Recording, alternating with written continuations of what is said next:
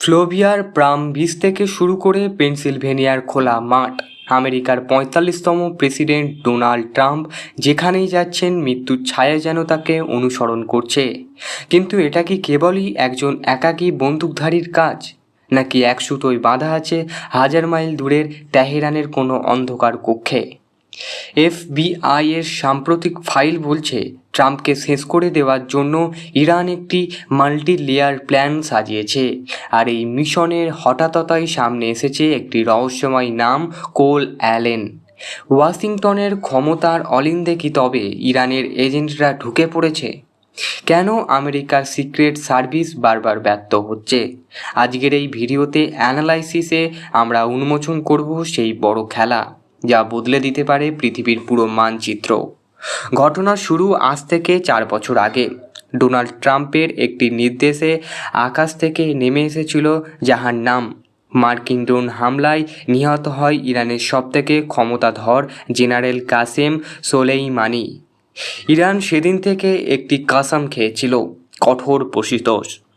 ইরানের supreme leader Khamenei সরাসরি হুঙ্কার দিয়েছিলেন, ট্রাম্প যেখানেই থাকুক তাকে এর খেসারত দিতে হবে।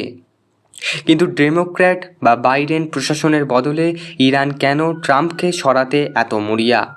কারণ ম্যাক্সিমাম প্রেশার, ট্রাম্প যদি আবার ক্ষমতায় আসেন তবে ইরানের অর্থনীতি এবং পারমাণবিক স্বপ্ন ধুলোয় মিশে যাবে।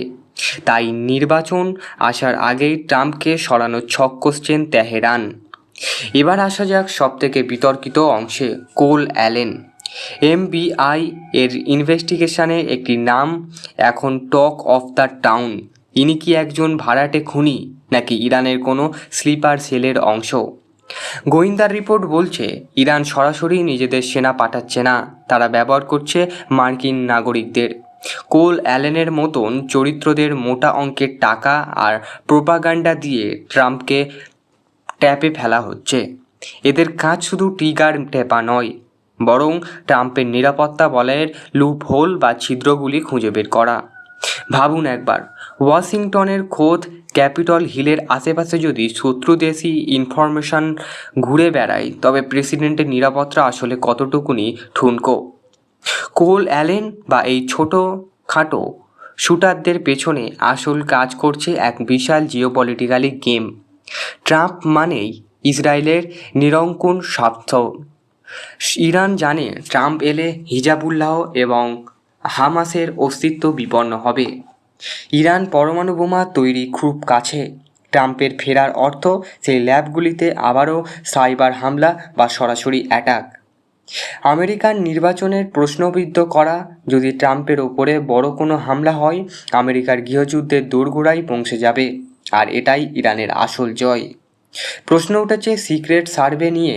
বিশ্বের সবথেকে শক্তিশালী গোয়েন্দা সংস্থা কেন বারবার ট্রাম্পের নিরাপত্তা দিতে হিমশিম খাচ্ছে? পেনসিলভেনিয়াস থমাস ক্রুকস থেকে শুরু করে ফ্লোরিডাস রায়ান রাউত, প্রত্যেক কটি ঘটনাই কি বিচ্ছিন্ন? কোল অ্যালেনের ঘটনাটি প্রমাণ করে যে শত্রুতা এখন বাইরে থেকে নয়, বরং আমেরিকার ভেতর থেকেই অপারেট করছে।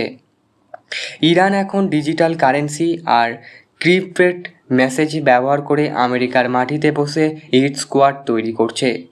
ট্রাম্পের ওপরে হামলা কি কেবল ক্ষমতার লড়াই, নাকি এটি আমেরিকার বিশ্বের নেতৃত্ব পতনকে ত্বরান্বিত করছে?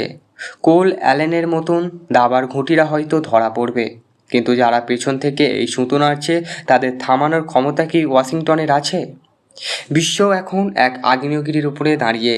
একপাশে ট্রাম্পের আমেরিকার ফার্স্ট নীতি, আর অন্যদিকে ইরানের ভয়ঙ্কর প্রতিশোধ। এই লড়াইয়ের শেষ কথাই তা সময়ই বলবে। কিন্তু ইরানের এই চাল বিপরীতে আমেরিকায় কি বসে থাকবে? ইরান যদি সত্যি কোনো সীমা অতিক্রম করে, তবে পারস্য উপসাগর বা হরমুজ প্রণালীতে কি বড় কোনো যুদ্ধ শুরু হতে পারে? জানতে হলে আমাদের চ্যানেলের সাথে যুক্ত থাকুন, পরবর্তীতে ভিডিও আসবে।